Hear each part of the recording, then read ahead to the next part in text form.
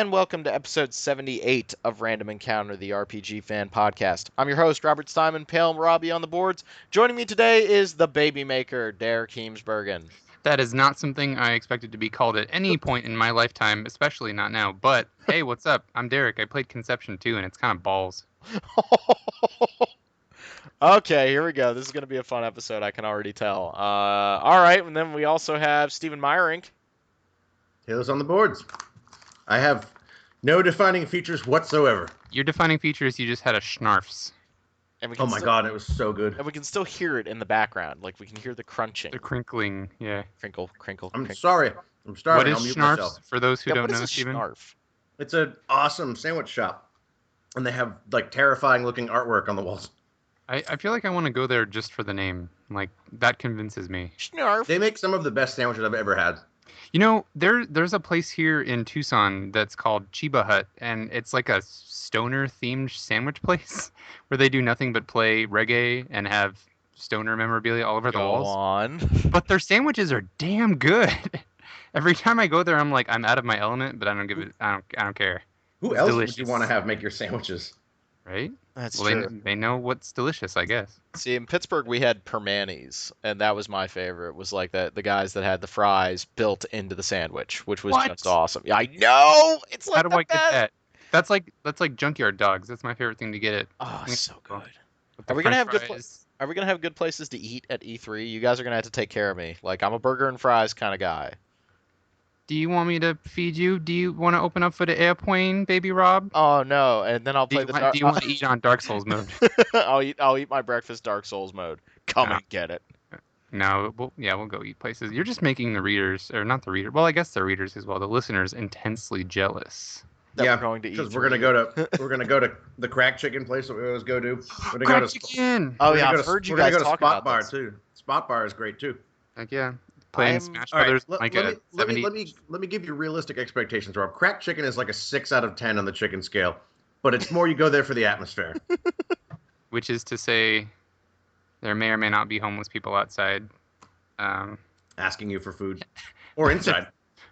Free refills, and you get chips and salsa and like fried chicken. So I mean, whatever you want, This definitely sounds fun. it's all there. I'm getting excited. It feels like it's getting ready to happen. It is Like, getting to happen. It's less than 2 months away. I know. I'm just so excited. So Which psyched. leads us into our topic, video games. Ah, No way. yes. Is that why we're here?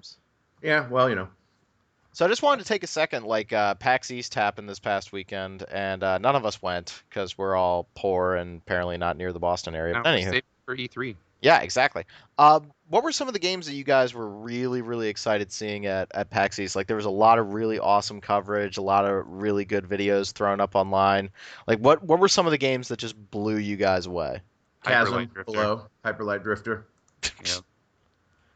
All of those things. I agree with all of those things. Chasm did look really good. Seeing that in motion, like, got me excited for that game. Kind of a nice 2D Metroidvania. I know we love those around here, but it's a procedurally generated dungeon, isn't it?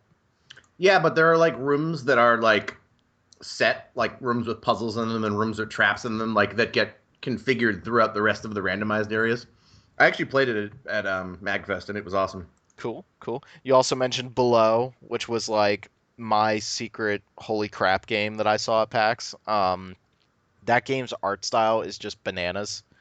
Like, this idea of having such a small main character on the screen to really emphasize like the scale kind of had a little bit of a Shadow of the Colossus feel in that respect, like feeling very, very small in the environment.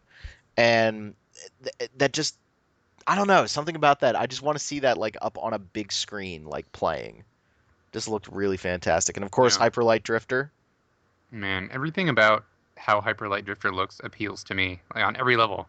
It's like you were saying earlier, Rob. It's got that mix of like it's colorful, but it's somber, and it just feels really atmospheric and moody, Mhm. just from the footage I've seen. And I really like the music that I've heard that they've sampled. Yeah. It looks gorgeous. Like I'm a huge pixel art buff, I guess, if you want to call me. I don't know what else to call myself, a fan. I just Aficionado. love pixel art. And if it's well done and smooth like it looks in Hyperlight Drifter, I'm all over that. Sold. I'm really glad I backed it. Yeah, Look at it looks really, really good. And you know, it's got multiplayer. It looks hard. I think that was the thing that kind of surprised me Yeah, was I'm cool with that. yeah. I mean, it looks like you have to be on your toes. Real fluid battle system. We're seeing a lot of these games that are taking things from our childhood. We grew up in like the Nintendo, Super Nintendo era, and so we're seeing those kinds of ideas now put forth in a more modern setting, and that's a Mhm. really positive thing right now. I mean, yeah, the indie movement is here. It's got some really cool stuff going on, and we're not trying to be pretentious here. We're not saying that indie games are the end all be all, but it's a really exciting time. But You they're know, fantastic, and if you choose to skip them just because they're indie, you're wrong.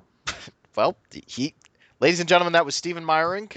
Talus on the boards, Just saying, not Pale it, Robbie. you know You what? know, If you want to say indie games, I don't like indie games because X reason. That's fine, but well, you're indie isn't a wrong. genre. You Indie, exactly, and that's the thing. When you go, I don't like indie games because I don't like indie games. That's like saying I don't like every single genre of game because of some arbitrary descriptor the internet put on it. Yeah, there's a wealth of genres in the indie scene that I really like. There were also some really good AAA games that I saw at PAX East as well. I mean, there was a lot of hubbubaloo made over the Evil Within demo, but I am still really excited for that game. I thought the trailer looked fantastic. It really does look like Resident Evil 4 too. So yeah, I mean, there's a lot of really exciting things now, but because we've had this like wealth of indie games being made and now they're starting to release, we're getting like boom, one after another, just these really big indie game releases. As my cat jumps up onto my lap and hey kitty. I take off his bell so that way we do not hear him. Okay. um these games are finally starting to come out. Wasteland 2 is getting ready to come out. Hyper Light Drifter keeps getting pushed back, and it breaks my soul a little bit. We got Transistor coming out in May, and that game looks amazing. Yeah, Like, it really does. I didn't realize that had a turn-based system that you could switch on. I was like, It's oh, actually that's actually how you solve puzzles. Like you have to do certain things in a certain order with enough of your time meter. yeah, that Uh, looks great. Galaxy looks really, really cool. Yes. Oh, wait, what? I love shoot 'em ups Yeah, so Galaxy is much. the Oh, shoot right, 'em right, up right, from right, the right, right. Skulls of the Shogun guys, 17-bit. Yeah, that looked really good. There's just so many cool games coming out right now that, and they're coming to consoles now, which is really awesome. You can play things like Spelunky. Rogue Legacy is coming on Vita very soon. It's just a really cool time to be a gamer. And I think the listeners also have to keep in mind that for a lot of us, this is a really fun, nostalgic moment for us. I mean, Shovel Knight looks like Mega Man and DuckTales Oh, combined. man, I can't wait for that either. I'm like, And that should be out any time. I was actually just checking their Twitter yesterday because I was like, wasn't that because it was due out March 31st and they were like, we need to push it back by a couple weeks.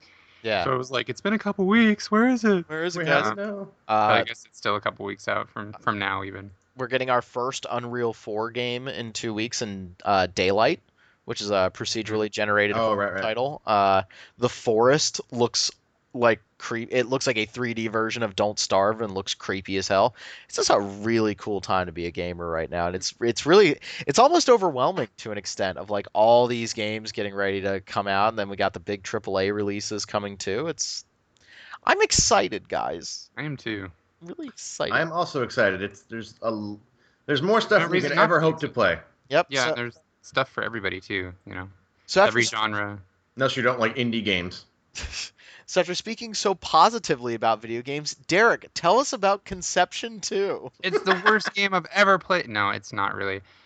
So I just reviewed Conception 2, Children of the Seven Stars. Electric It's a Boogaloo. game where you romance anime girls and ask them to have your magical star babies by exchanging star energy and such. Little known So, fact, that's how I asked Jackie to marry me, is I right, asked her to have my star babies. that's actually how I was born. But so I'll start by That's saying that fascinating.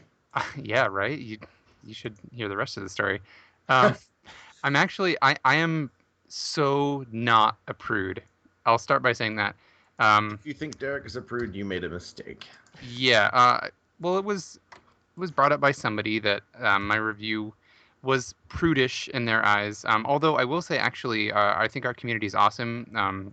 We had a pretty good discussion going on the forums, and I feel like a lot of people were very respectful, regardless of their side on the issue, or regardless of their feelings on Conception 2's thematic material. I would But agree. Many yeah, so like props. I don't think the game is offensive at all. I just think it's not a good game. Um, I don't think it's the worst game I've ever played. I mean, I was obviously joking when I said that, but I just think that it's not very good at anything it does. Like it very clearly is trying to emulate Persona 4, from the sharp colors and the art style and stuff down to like the dating simulation stuff and the random dungeon crawling. Like it wants to be Persona 4, but it absolutely fails. Um, Again, it's not like I wouldn't say it's painful to play or anything. It's just all right. So the main hook of the game, like I said before, is that it's a kind of like a visual novel dating simulation kind of thing. So you're playing as this guy who transfers to this academy, called Atera Academy.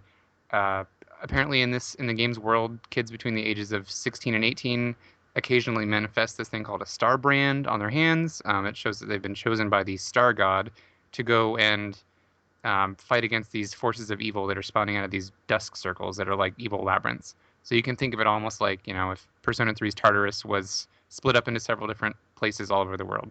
So they go to this academy if they're chosen by the Star God or whatever, and the male and female students have to quote unquote classmate together, which means basically they're just exchanging like a magical energy that's present within their bodies. And it's not like they try to make it sound really gross. And it's not that bad. Like, yeah, the scenes where they happen they have suggestive cutscenes where like they're like, first of all, they talk about it grossly. They're like, I hope I please you in the classmating ritual, and like it's not that sexuality to me is bothersome at all. I just feel like it's treated in a really juvenile way that's like it's so funny, haha, but I mean it's I get that they were going for humor, but I just think it's kind of weird. But anyway, so they have these cutscenes where the girls are like Sailor Moon transformation style silhouettes where they have no detail, but you can just see like the outlines of their bodies, and they're writhing about, and there's cheesy jazz music in the background and stuff. But once you have these little classmating ceremonies, then they give birth to star children, which are, and by say give birth, I mean like they pour their energy into a thing called a star womb, and then out pops a little chibi character called a star child.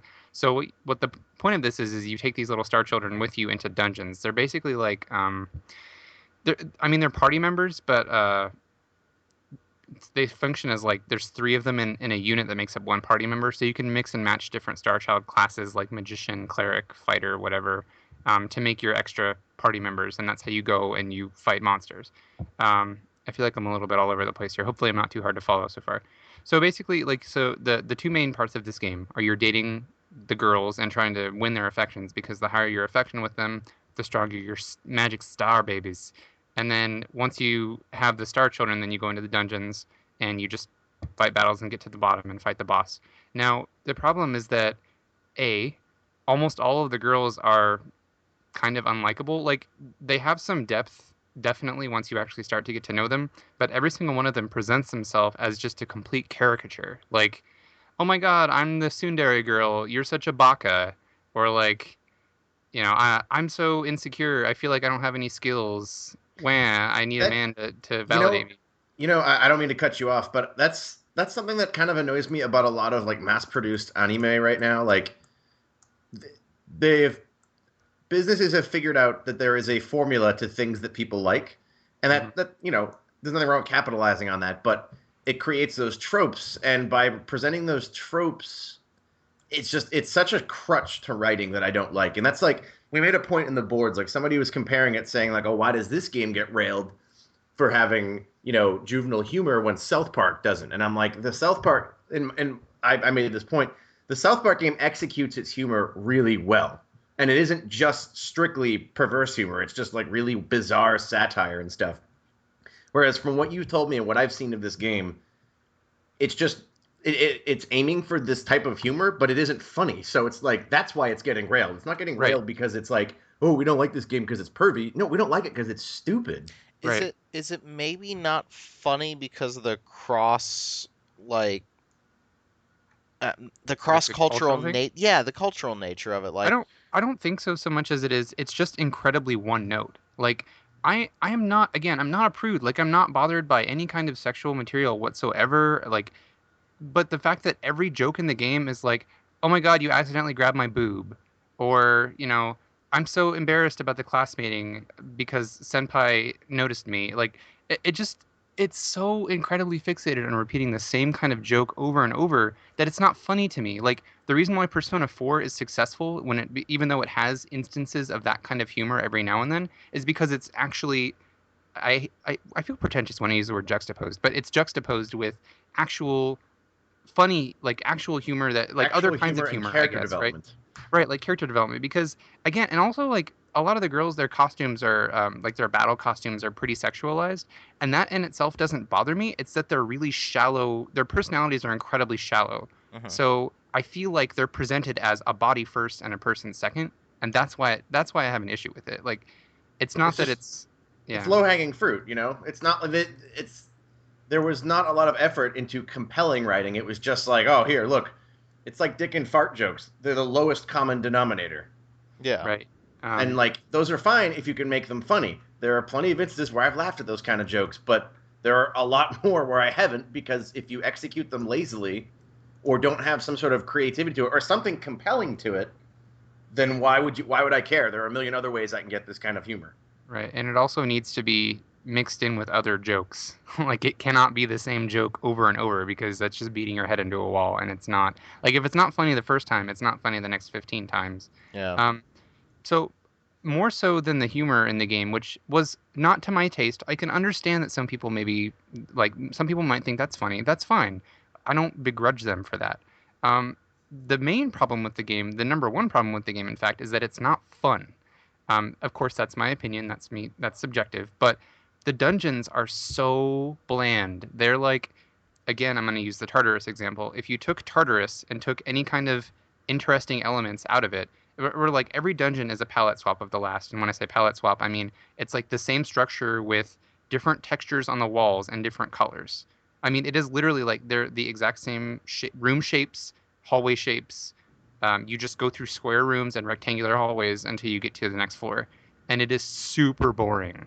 Hmm. Um, you can see enemies on the map, but some of them you can't avoid because they're like positioned in front of doors, so you have to fight them. Um, and I wouldn't mind that so much if the combat was fun, but again, it's not really. Um, the combat is turn-based, and it has, I'll say, three systems at play. It has a directional weakness system where you, like, when you input a command, you choose which direction you want to attack the enemy from, like front, back, left, or right.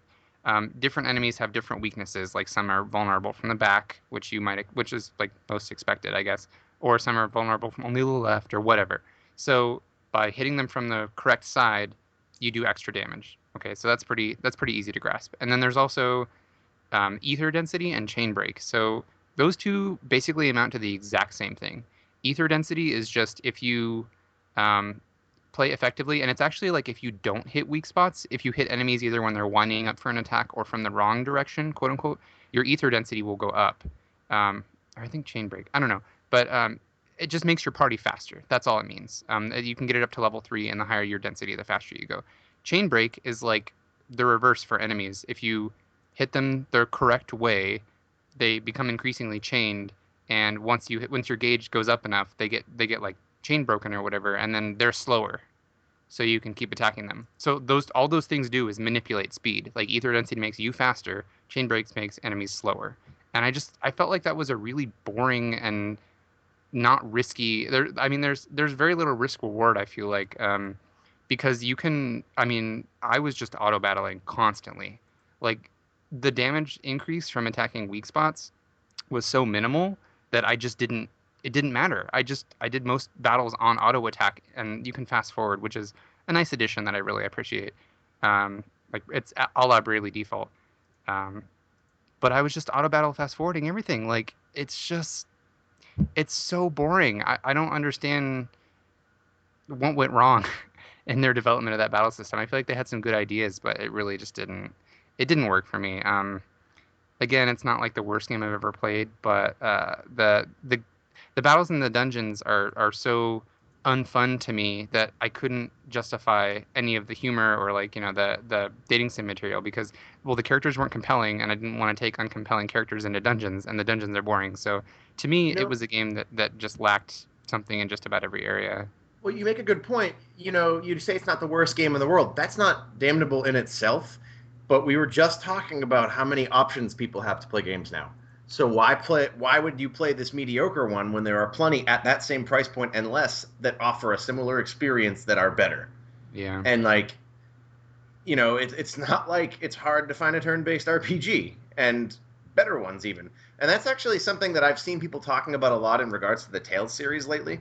And like just in general, I'm getting really sick of this. Like, I think Lightning Returns kind of did it too, where JRPGs are now focusing so much on their social elements and their battle elements that they're forgetting that the dungeons that you do those things in need to be good too. Oh yeah, Like I would agree with that like completely. there are like look at like Tales of Excelia. Every single dungeon is just a different kind of hallway. Hmm. Look at Final Fantasy 13. It's very pretty, but there's no dungeon And design to it. I would Look say at that it's especially about Bravely Default, and I know you really like that, No, no, but no. I agree completely. Like Bravely Default, I like the combat system a lot, and I don't think this makes the game like this destroys a game on its own.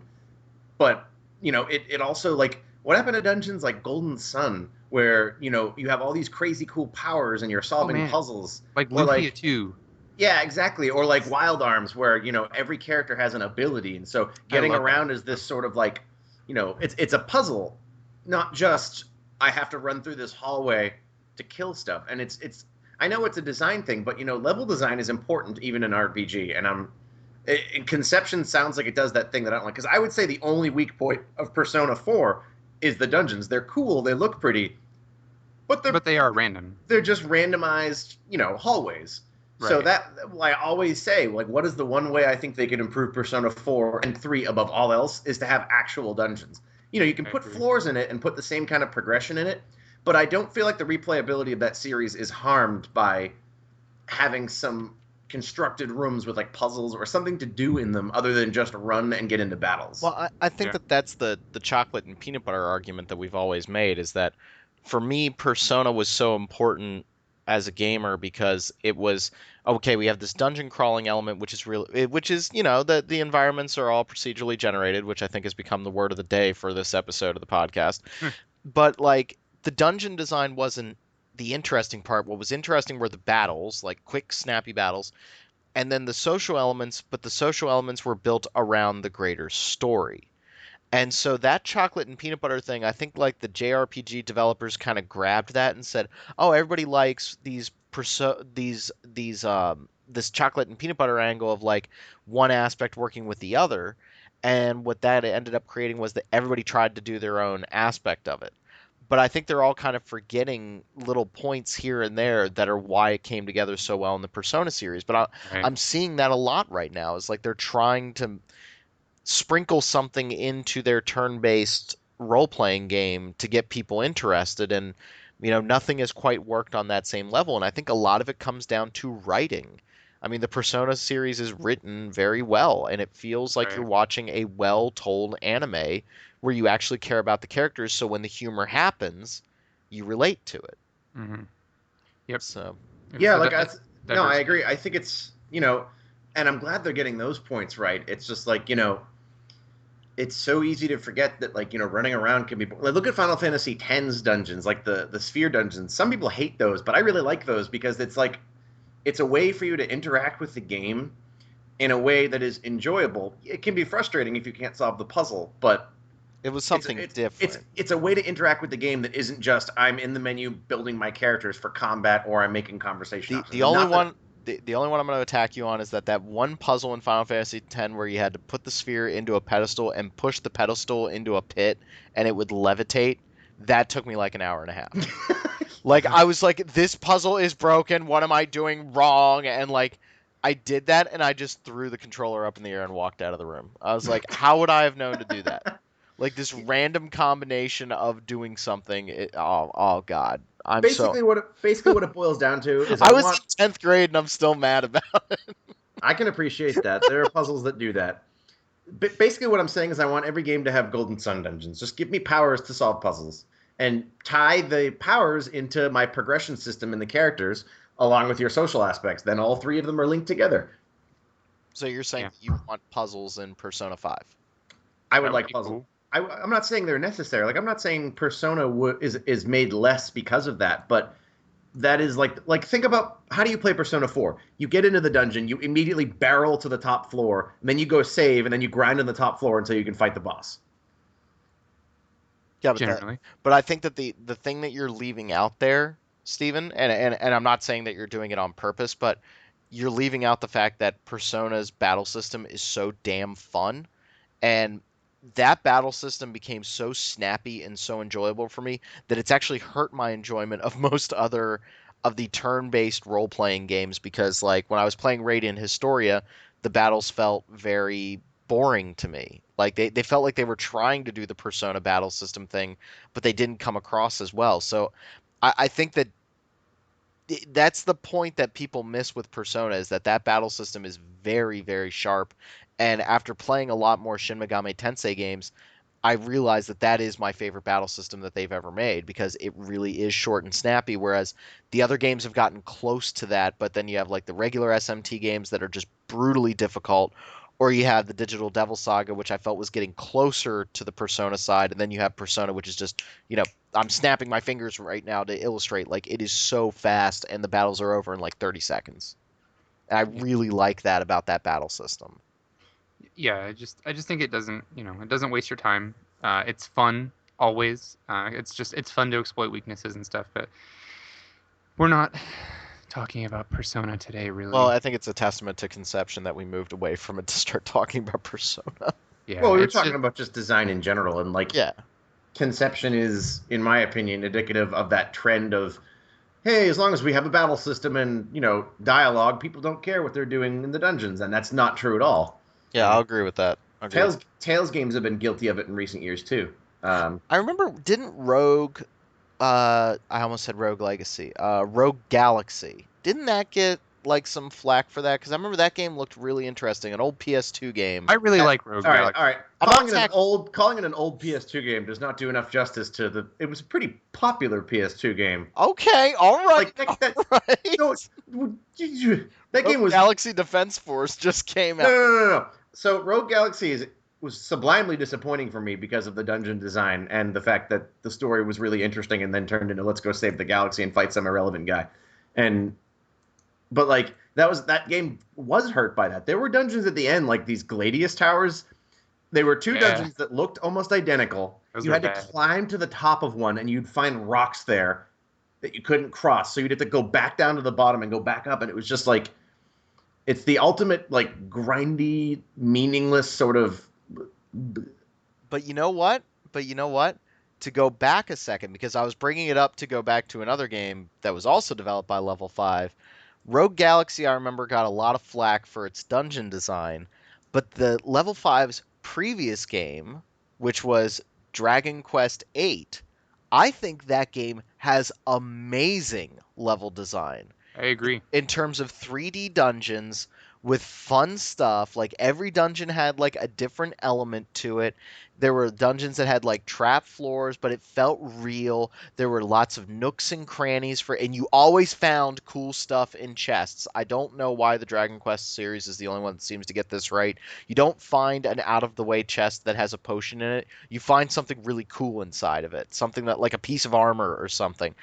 That game's dungeon design still sticks out in my mind nearly 10 years later. I've heard the same. I mean, I played it. I always thought the world map was what was really cool looking, and I don't remember any dungeons because I didn't really get into the game, but I've that is an argument I have heard made. So Yeah, Yeah. I think you're right, Rob.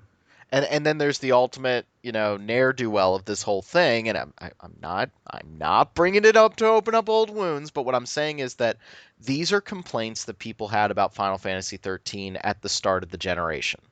That the dungeon design was very lacking. And then there was this whole back and forth conversation of, well, is it the linearity or is it the lack of appeal in the dungeon design?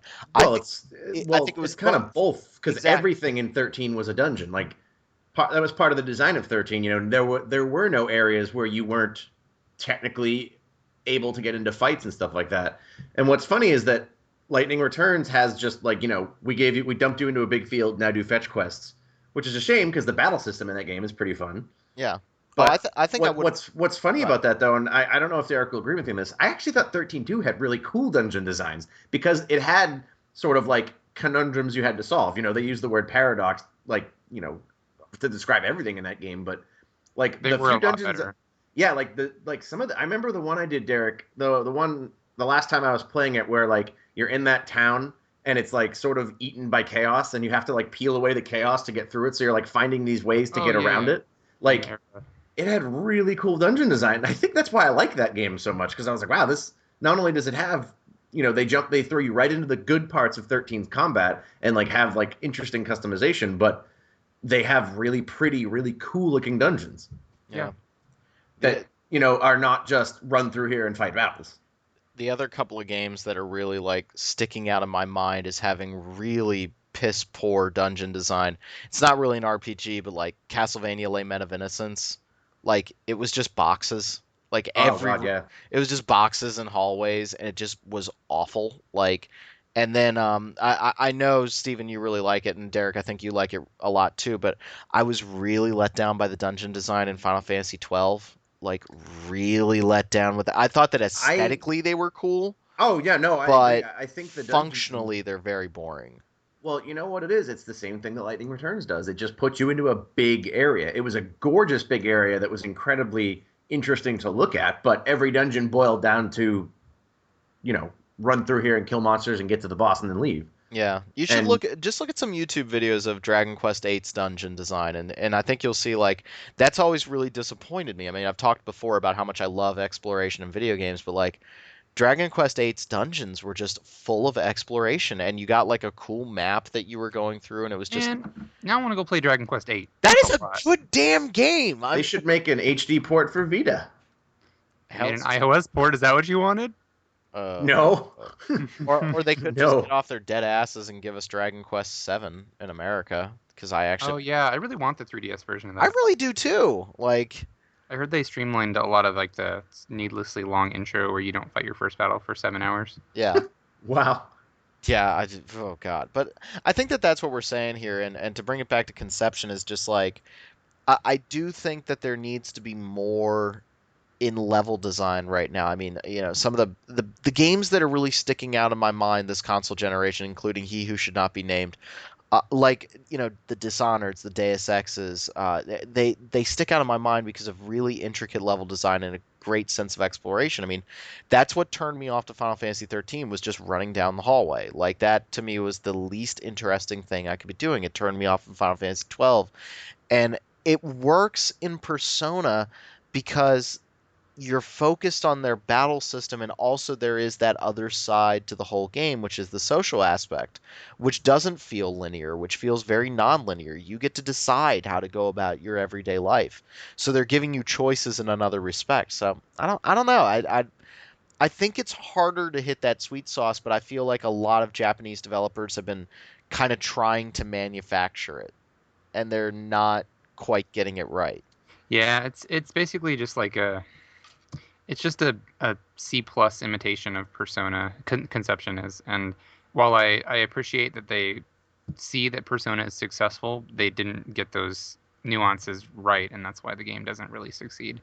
So I mean, if you're basic, this is what I said when I posted my review on Twitter. I said, if you love fan service more than you hate bad gameplay, Conception is the game for you. Ouch. Like if you are all about if you are all about those boobies and that's all you care about, then just go ahead. But I feel And like you know what? Not to make that as a derogatory statement, but I think that's an honest thing to say. yeah, if and if you I just feel like if that's what you're looking for, you can probably find it elsewhere slash maybe even in better games than in Conception too. So, Hmm. you know, to each their own. Oh, that's a shame. I damn But I near review bought it. games, right? Like that's what I do. Yeah, So, I damn near bought it because I was just looking for something to play while I was sitting around waiting for other don't you stuff. need to But play like East Celceta still, or I don't remember I if you. I tried to get back into. You know what it is? I played East and I got it, but it didn't click with me. Like All right, I'm like almost I'll done the accept game. it. Like I think it's fine, but like I I think think I Celceta is harder to get into well no than no, some. no I didn't play Celceta. It was Origins. It was Uh, Origins. I would agree with you, Rob.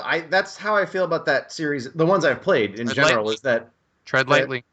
that's how I feel about the ones I've played is that none of them are bad at all. In fact, Yeah. they're good. And that's as far as I would go. I would say all of the Ys games I've played are sevens.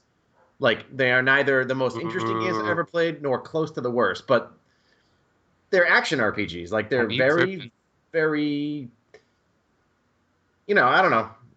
You better I watch. liked what I played of Origin. I think if that game had been 5 or 6 hours, I would have definitely finished it. But instead, it's like 12 or 13, and I kind of just like I hit like the 9 hour mark, and I was like, I've kind of had enough. Like it just didn't hold It's my fine. appeal, I but I enjoyed it.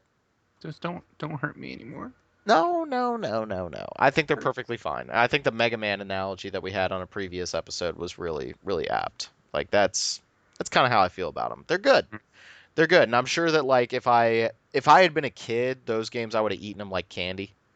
Because there's like a comfort food quality to them that I really like. But yeah, they're okay. They're okay. Mm-hmm. Speaking of another game that is 2 years later, finally awesome. You couldn't possibly be talking about Are we allowed to Final talk about? Fantasy 14? Well, no, a, that okay. That's one. Yeah, but that's not Diablo, what you're going for. Diablo 3 is fun again, ladies and gentlemen. I wrote many, many words saying such things, and I'm writing more. Didn't we talk about this last episode? We talked We, about the we talked patch. about the patch. Yeah, Okay. and So go yeah, ahead, we Steven. we kind of had the over under on that. Like, we talked about the patch, and we're like, let's see what the expansion does. And then the expansion came out. And then yeah, so I wrote a lot of stuff in the review, but what it boiled down to is I said on this show numerous times, I don't think they can fix it. They fixed it. They did. Uh, they fixed Diablo 3 is now the game that a lot of people wanted it to be, and with the one stipulation. There are folks on our site like Dave. Dave likes having skill points. If you are the type of person for whom your enjoyment of that game is dependent on you being able to put skill points in skills, don't ever play it again because it's never going to be the game you want it to be. Mhm.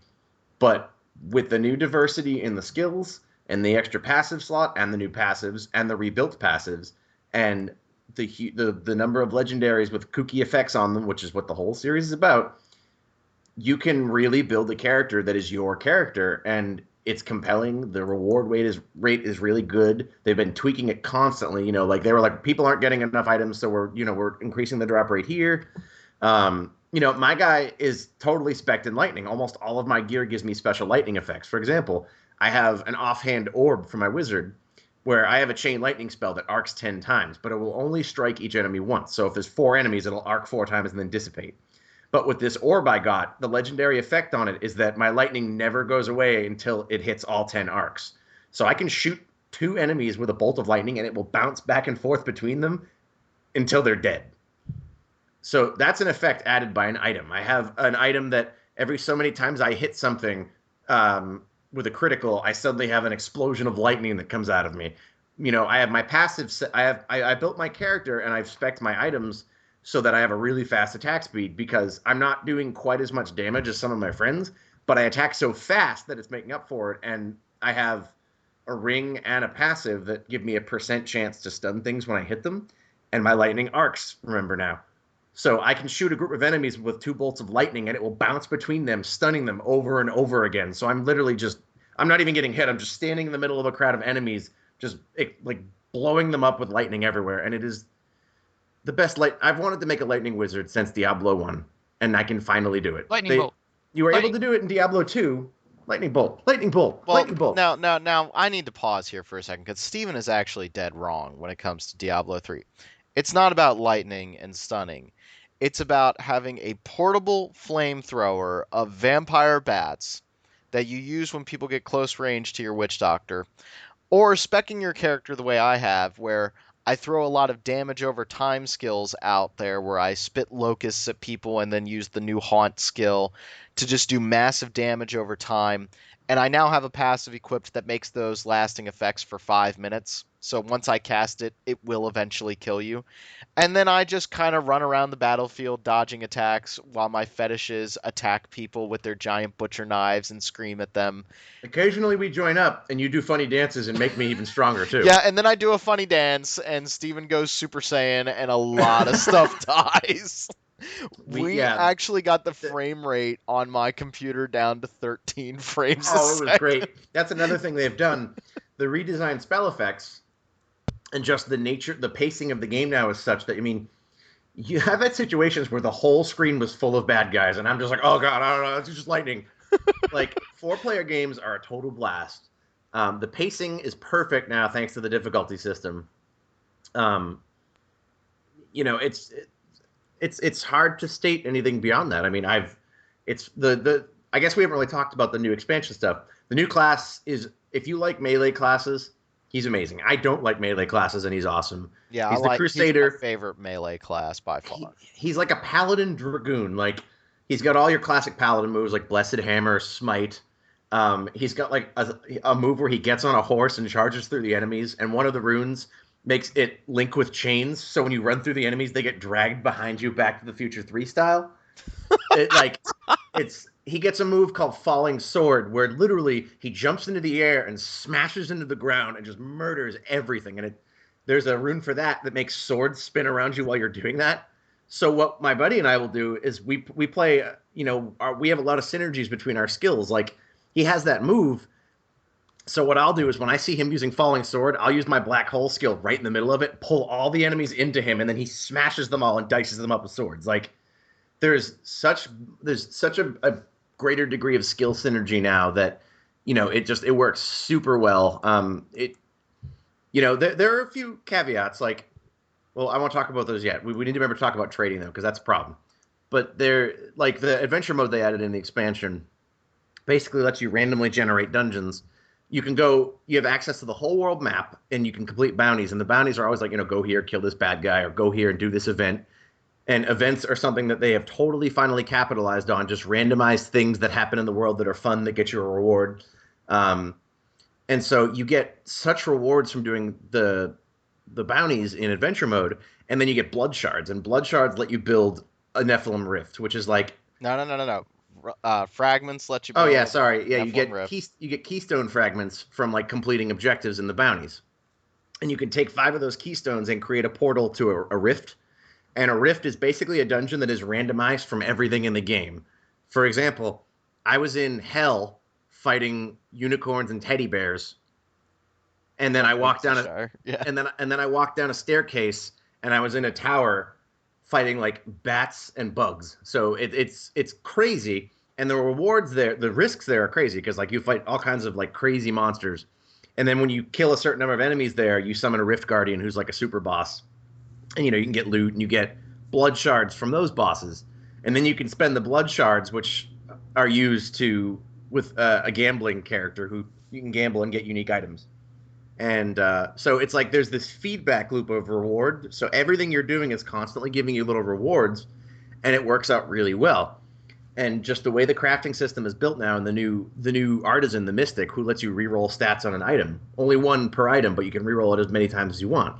Um, Everything sort of has meaning now. Like you pick up junk items because you need them to reroll stuff on the mystic. So if you find a legendary that's almost perfect for you, but there's some crappy stat on it or something you don't use, you can reroll that to your class. So like I found an item that was amazing, except it gave me a percent damage bonus to a skill I don't use. I rerolled it to the skill I use. Or you can reroll it if like, I said that I try to get faster attack speed on my guy. I reroll a lot of my stats to faster attack speed, so that way I can just shoot as much lightning as fast as possible. So you have like this huge degree of customization now that is just it's the loop is just endless. Like it's that reward loop that just works so well. Yeah, it's Blizzard's always done that really well, I think, and especially I feel like World of Warcraft had some pretty insidious like gameplay hooks, and I'm glad that they took some of the better things from that, like some of those design things that they've learned and implemented it in the new version of D3, because it original was missing a lot of that. Yeah. And another thing too, the new Act 5, is the coolest act in the game by far. It has really cool boss fights. Some people don't like them because the boss fights are skill based totally now. Like you can beat a boss without getting hit, but that's the thing, is if you get hit, you die. So it's the kind of boss battles that the systems in the game are well built around. Like it's where like oh, this guy's about to hit the ground here, I have to move. Oh, he's about to spray a cone in front of him, I have to get behind him. So and there's just a ton of variety to the act. It's super moody. It's a lot more Diablo 2 in like tone. It's very like blue and dark and sort of like ghosty. Really cool areas you go to. It Great looks boss like fights. it looks like the images that fans made when they were like, "This is what Diablo 3 should look like." It I, looks like they just took that. I don't know that I agree with that because I think those images looked stupid. I know, but it's Like like they that's looked a kind of little what it too felt dark. like. But Yeah. yeah, this one is definitely darker and more somber. The music is definitely more Diablo 2 in style. It's the best music in the game easily. Yeah. Um, it's a really cool act. And one of the things they do really well in the acts is that you'll be going through like the city of Westmarch, and it's a dungeon like anything else in the game. But because it's a city, there are tons of houses you can go into, which is something they've never done in this series. You go into the house, you find an event where two kids are being attacked by a monster, so you have to go protect them and then like save their parents. There's just small little events that sort of draw you in more. The plot is awful, just god awful, terrible. Yeah, But we're gonna get into that here in a second. the lore around it is brilliant, absolutely amazing lore. Descriptions for every monster that tie into the storyline. The event stories are really interesting. All your artisans and all your companions now have side quests with really interesting little stories to them. But the main story itself is just stupid. It's like Malthael stands at the end of a hallway and waits for you to come kill him. That's the entire story. Like, it is absolutely terrible. And then you beat the final boss, and somebody shows up, doesn't even say a word about the world annihilating angel of death you just killed. And he's like, "Hey, did you see some other thing?" And then the ending starts. And then it's like, "Oh, also, here's another thing we haven't talked about at all." So it's really bad plot wise, but no, you're not playing it for that reason. But in that regard, too, you should read the lore books because the lore books are really interesting and do have an interesting story to tell. Like there's this whole story of like a usurped king. You can run across a random event where people are trying to overthrow that king, or like one of his dukes. Like these nobles are trying to. So it's just way more immersive than it ever was, and it's more fun to explore that world, um, for a lot of reasons. Yeah, it's definitely a huge improvement. I mean, I've kind of been blown away by it a little bit. One of the things I wanted to talk about though was the storytelling because the storytelling is absolutely awful. Also, Steve, I have a question because I just re-rolled my boots here and it doesn't look like. Can I re-roll it again? Yeah, as many times as you want. But I can only re-roll one property again, right? Like if you say for example you have a property, you get 10% more magic. Fine, you don't want that. You can re-roll that property, and then if you don't like the new property you can keep re-rolling that one property. But I can't. You can't like go to another stat and change that and Crap. default the other one back. So Crap. once you change it, it's bound to that particular slot. Damn it. I wish I had known that. You're not using the mystic enough.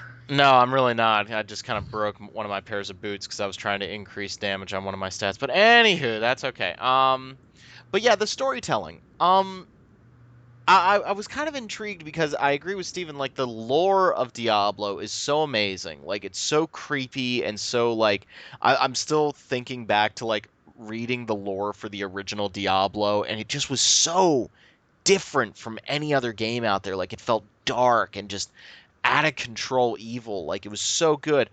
And then you play this game and it's like Snidely it's like you're fighting Snidely Whiplash.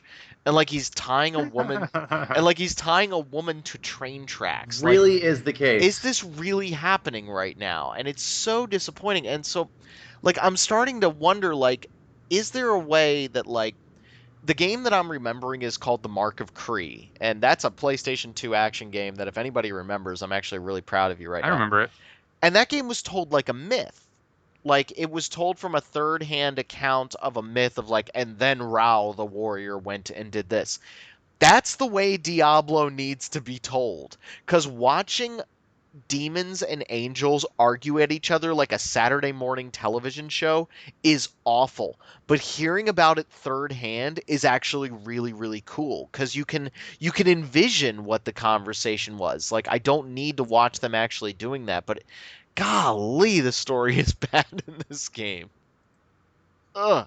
So, to its credit, I will say that the first arc of the story is pretty interesting before you have to deal with Malthael. When you're like, the beginning is you're in Westmarch and you're like, it's being sieged by Malthael's forces. And there is some interesting stuff there. And then the rest of it just becomes like, oh, go get the bad guy.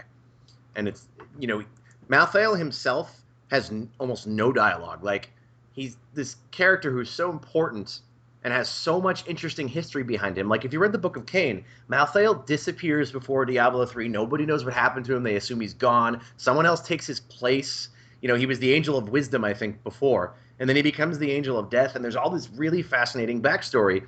And in the game, literally, he shows up 3 times in an area, and the dialogue is literally evil screams or hideous cackling, and then he disappears. And then when you get to him, he says like 4 things, and then you kill him. Yeah, it's so. Like, it is, Oh. it is so abortive. It doesn't even. And it could be that the effort wasn't there, which is fine because they fixed the important part of the game. But it's disappointing because Diablo 2, I consider Diablo. Nobody played Diablo 2 for the story, but the fact is, the story was interesting in Diablo 2. It was compelling because in 3, you're kind of like hunting Diablo down the whole time. You know, especially once you see him, he's like standing there waiting for you. You mean But in 2? You mean 2? No, in 3, once you find out Diablo is in 3, he's like, I'm going to stand here and you're never going to get to me. Ha ha. But in 2, throughout the game, you're chasing Diablo. Oh, Like, I see what you're saying. you're Okay, chasing the okay. Wanderer. He's doing all this sinister stuff. He's working through another person. It's just destroying the world. You get a really great sense of that. Like, Diablo 2 has a lot more subtle storytelling that's interesting, and Diablo is more like a force of nature than just some scary dude that stands at the end of a dungeon waiting for My you. armies will now attack you. It's like, really?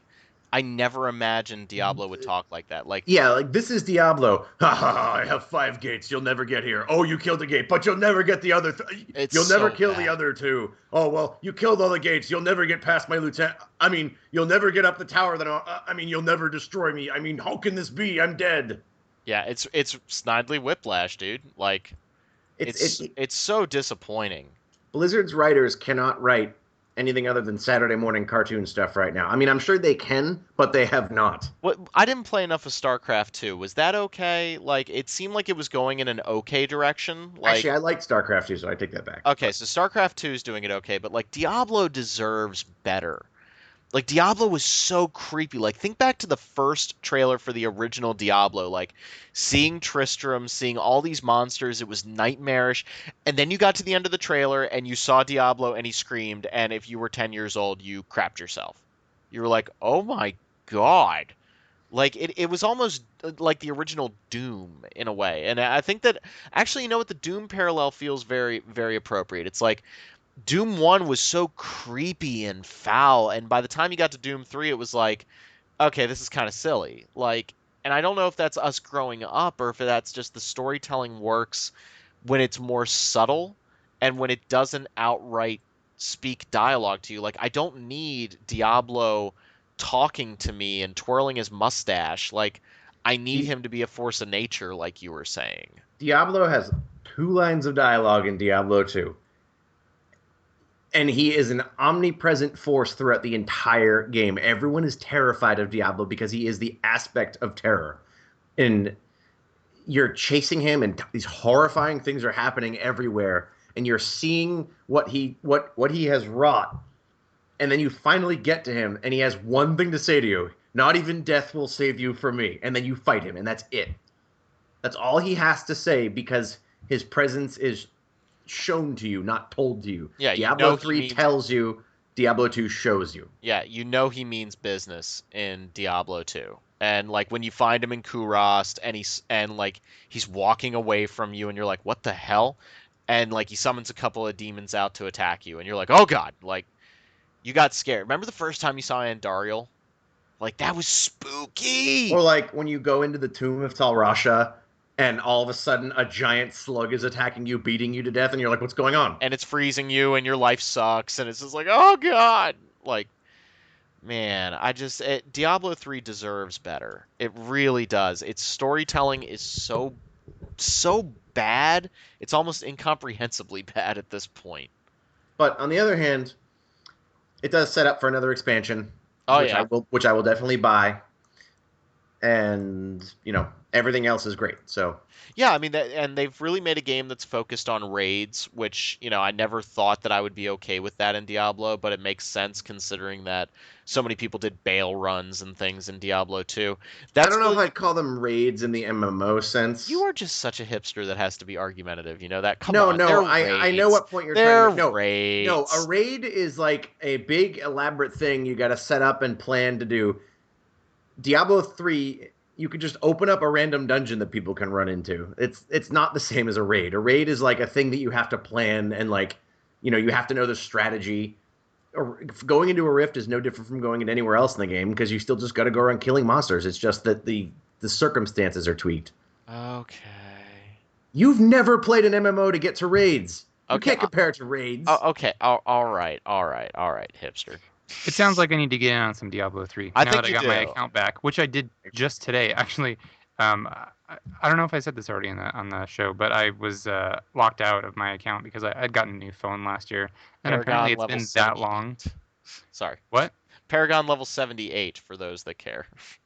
I don't. I just did it. But my account, I was locked out of my account because I had to get my authenticator switched over. So I did that, and it took Blizzard like 10 minutes to fix it for me. So I am finally unlocked and patched, and I am ready to play. So I will get in on that soon. That's what's up. I think you're There's, gonna like it. I think so too. It's a lot of fun. Dude, I liked vanilla Diablo 3. I didn't think it was awesome, like amazing, but I enjoyed my first playthrough of it quite a bit. Yeah, I think it made a really great first impression, then slowly got worse. Yeah. Um, I mean, but there were definitely problems with the game's structure and the focus on the loot. I will say that I still get frustrated playing Diablo 3 when I don't get any loot for my character. Like I played with one of my buddies for an entire weekend and I didn't get one gear upgrade, and then I played with Steven for a while and I wasn't getting anything. And that can still get a and little get seven. frustrating. What's that? I said, and that was the same weekend. I played for like an hour, went into one rift, and got 7 legendaries, and everybody hated me for the whole weekend. Well, I just hate you in general when that Well, happens, yeah, but but you know what though, I agree that that can be frustrating, but I also think that was something that was also a problem in Diablo 2, and not necessarily a problem. It's just part of the nature of that system. exactly, Like exactly. I mean, you can get screwed for long periods of time. That yeah. actually, there was one more thing I wanted to bring up, and I think you feel the same way in this. So a lot of items now are account bound. Legendaries are Yep. if you are in the game when a legendary drops, it can be traded between any of the players in that game for I think it's 60 minutes, and then that legendary is locked to your account. Crafted legendaries and set items are account bound. Gems are account bound. Crafting materials are account bound. And the reason this is, and you can't trade gold anymore. The reason for that is one simple thing: to stop gold farmers and people selling items. And I appreciate that's the problem, but I said this in my review. I've said it to Rob. I think I've said it to Derek. You can't design your game around the people who are abusing it. You have to design it around the people who want to play it together.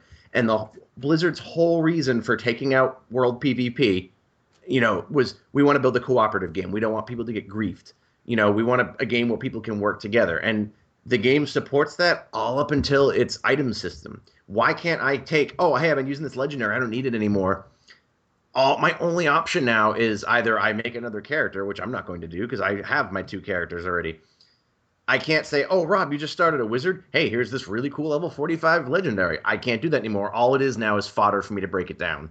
And Yeah. it's That's a this little this disappointing. this spirit of cooperation they've wanted to keep is absolutely thoroughly undermined by not being able to trade. Trade is part of the cooperation of the game. It was part of the fun of the first game. It was like going into a chat channel and seeing some guy be like, "We'll trade Hellrun for 5 SOJs," and it's like, well, all right, I'll go in there. I'll get 5 legendary rare unique rings, and it's just and it's not like it's something that comes up occasionally. Like playing with my friends and with Rob, Jk. Uh, you know, Snap. I Shots see what fired. you did oh, that's there. painful, right? But no, like seriously, it's like there have been times where I'm like, oh, I want to craft something. Can anybody give me some gold? Like I want to do this, or oh, hey, does anybody have a forgotten soul? I need one to reroll this stat. And then I'm like, oh, that's right, we can't trade those. Yeah, that's the one area that they need to work on a little bit. There were a couple of times where like Steven got a couple of items that might have been really helpful for my witch doctor because we're similar in that we use intelligence builds, and to not be able to get that help, that's where the frustration started to come in. I'm sitting here going, well, I've been playing for 3 hours and I haven't gotten a drop. Granted, I'm playing, end game now. I'm level 70, so the drops shouldn't be coming that fast, but that can get a little frustrating. But the other option being vanilla Diablo 2, where it was just go to the auction house and deal with it, I would rather have this option. Oh yeah, So absolutely. Like this is definitely better.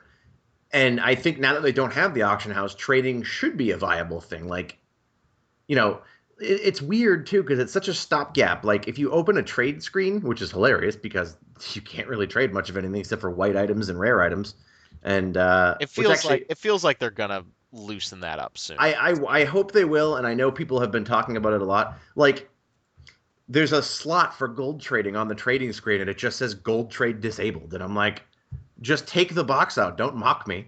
Right. That's why I think that they're going to. I think they want to see where the community goes right now. I think we also have to keep in mind that this is a game that, like Steven was saying to me in chat the other night, if this was EA, they would have given up on Diablo 3 and started making Diablo 5 right now. We'd have Diablo 4 already if Right. this was EA. Blizzard decided to fix their game. And you know what? I respect that. And Yeah, you know I'm what? really happy about that. To their credit, I know it's very cool to hate Blizzard these days because you don't like WoW and they're the WoW factory, or because their expansions are, whatever you think. The fact is, Blizzard sports the crap out of their games. Like, I know everyone's still like, oh, Blizzard can't keep their servers running. Oh, God, I hate Blizzard. Blizz, you've ruined the game. You can't fix it, yada, yada, yada. But you know what? Blizzard hasn't abandoned this game. So everyone who's claiming that Blizzard wronged them when they bought vanilla Diablo 3, when they got a pretty decent game, wasn't as good as Diablo 2, is disappointing, but they didn't abandon you. Like they patched it and patched it and patched it, and then they stopped patching it so they could build this patch and the expansion. So Right. Blizzard has done right by its customers at every turn, if you ask me. Yeah. And it's pretty incredible right now. I'm surprised how much it's brought me back in as I sit here and play it right now. I'm really really enjoying it, and I think that it's a good sign. I think we are going to get another. They've been kind of coy, like, oh, we don't know where Diablo's going next. There's going to be another expansion. Hey, guess what, guys? Diablo's probably going to come back in the next expansion. Spoiler. Like it's like, come on. Actually, I think that does count as a spoiler, doesn't that? It does, but if you can't read the writing on the wall there, like, come on, guys. Well, I mean, the game's called Diablo, so. Yeah. Also, spoiler there. Well, But we just talked about how hammy the story is. well, I mean, that's the thing is I Blizzard. wouldn't Can I condone please come and spoilers, write but for you? Like but okay. I honestly think I could do a better job of writing the Diablo story at this point. Because all you need to do is make it creepy and tell it. They need to tell it in a reductive manner. They need to tell it in a manner of like a fable. The way that they told Diablo 2 stories secondhand from Marius.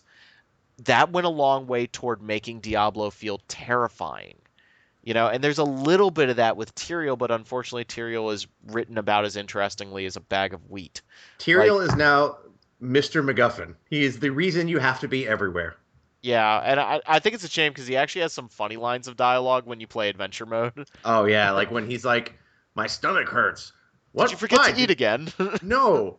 I decided I'd get the whole day's eating out of the way all at once, so I ate everything I could, and now my stomach hurts. Being a mortal is hard. Yeah, like that's funny. Like I'm okay with that.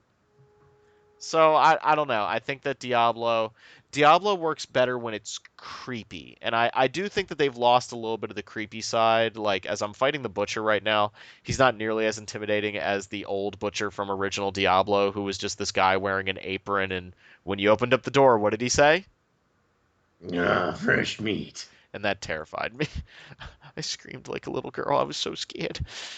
Well, because you Uh don't see him at first. You're like, wait, what? yeah, then there's just blood inside of a room, and you're like, oh dear God. So yeah, Diablo 3 is 2 years later, a pretty damn fun game. At Yeah, least they did something about it. right? Yeah. Also, speaking of patches, that game that Steven's going to be playing like a fiend here next Friday, Dark Souls 2, that Oh, I got thought you meant Final Fantasy 14. no, Dark Souls 2 got a nice little patch on consoles that kind of evened out a couple of the issues, some of the more balancing issues in the game, but it hasn't fixed the hit detection or anything like that, which kind of has me a little bummed out. But it's a little bit easier now. Some of the things that were a little bit crazier on New Game Plus have been toned down a little bit. I So thought we could go one podcast. Just you one. thought wrong, Derek. Yeah, I guess so. Love you. Love you too. So you want to We talk about another game? well, I was gonna say the new patch came out for 14. Did we talk about that yet? We don't have to say too much about it, but I don't remember if we have. Yeah, I mean, through the Maelstrom for Final Fantasy 14, that's patch 2.2, so the second major update since the game was re-released last August. That came out last month, so March. Um, Added a lot of cool content. The main things that it added were some new story that's actually voice acted, which is really cool. So I like that they're continuing to have this high level of production value in the storyline. Um, but basically, it's the story. The new storyline is talking all about Leviathan. That's why the patch is called Through the Maelstrom. So if you're not familiar with Final Fantasy 14, a big part of the lore slash the game is the summons, like the classic Final Fantasy summons. A new one, basically, a new one is slated to appear with every major patch. So, and through the Maelstrom, it's Leviathan. And there's a new character from like a new land. I think Doma is what it's called, and it's heavily, heavily, heavily hinted that that new character is going to be like some kind of a trainer for a new class, because she's the musketeer. no, the Yugiri, the girl with the purple veil and stuff. Oh, I haven't met her yet. Oh, well, she's I mean, they go so far as to say like she's like, I would love to train the people of Eorzea in my martial arts.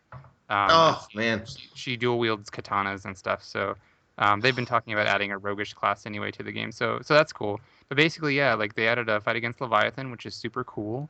Really dynamic, especially for an MMO. Like you're on a raft in the middle of the ocean, and he's poking up like his head's on one side of the raft and his tail's on the other.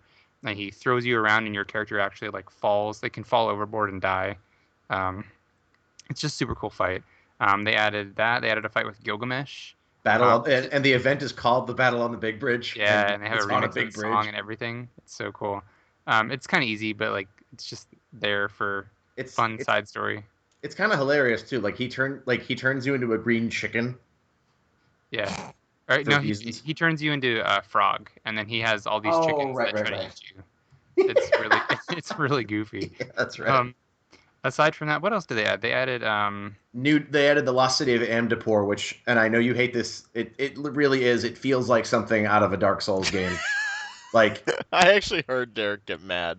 no, but it's like I was not the first one to come up with that. Mike actually said that. He's like, this really reminds me of like the design in Dark Souls, and I'm like, yeah, but it doesn't feel like it's inappropriate to 14. Like the sort of the Amdapor design aesthetic has been present all along, and it's like this really cool like fungus overridden destroyed city where you fight Diablos from Final Fantasy VIII, and it has awesome music in it. They added the new hard modes of some of the dungeons, and this isn't I don't know if World of Warcraft did this, but the hard modes in 14 actually like change the dungeon. Like you go through it a different way, and like the effects are different, and like it's basically a totally different dungeon. And they added like a bazillion new crafting things, a bunch of housing stuff. Like they added so much stuff, like big and little things that I can't really keep up with it at all. yeah, Like it's a great patch.